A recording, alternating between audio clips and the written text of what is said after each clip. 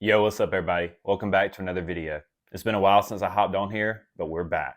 Honestly, there's been a lot of stuff going on recently between job, life, beach trip, golf trips, but we're getting back on the horse to bring you guys consistent content. Even though there haven't been any videos, I've been grinding. I implemented a practice and training plan to help me improve and overall just get better at golf.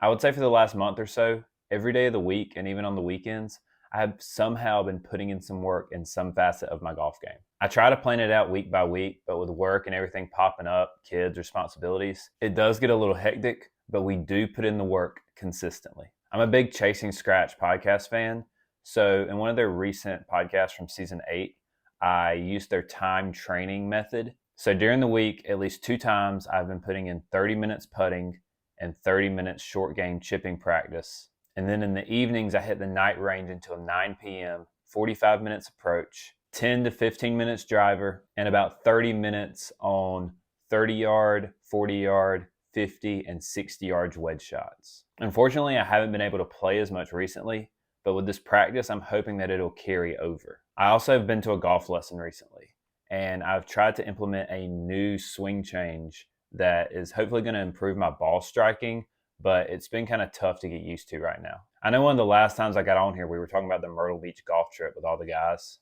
and we played really good there. I was really happy with how I played. The golf narcs absolutely waxed the other team. I mean, that competition was over the day the draft happened. Before the first round even started, the narcs were getting the big W. So shout out all the golf narcs. But as far as the Myrtle Beach golf trip went, I was really happy with how I played, but I knew that there was ways to improve. So we got back, got a golf lesson, and I've been working on a new swing move that I hope is going to take my game to the next level. So between the scheduled practice, the golf lessons, and just trying to work on everything that is kind of popping up right now, I'm trying to take my game to the next level. So that's just kind of an update on where I am right now and, the goal of breaking 80 and trying to get to single digit handicap this year. I feel like we're making good strides. Definitely some more improvement needs to be made, and we got to work on these new swing changes. But you got to fall in love with the process. And right now, I'm just trying to grind. So I'm going to keep working on that. But I did want to give you guys an update on a new league that me and Hobie have started. It's a remote golf league that we're going to use with all our friends. The Georgia Golf Collective League. Since all of us live in different places in Georgia, even in some in South Carolina, we wanted to have a remote golf league where we could play consistently, but still be in a competitive environment. I'm just going to read it straight from the iPad on kind of the overview of the league so you can get an idea.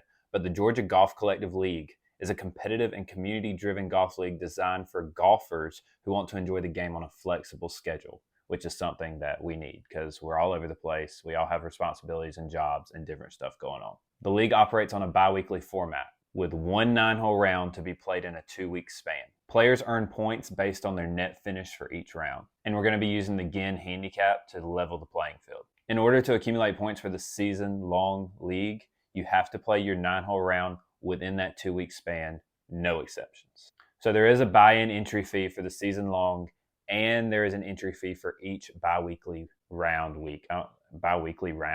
$25 gets you into the season-long game competition, and $10 gets you into each buy-in for each week.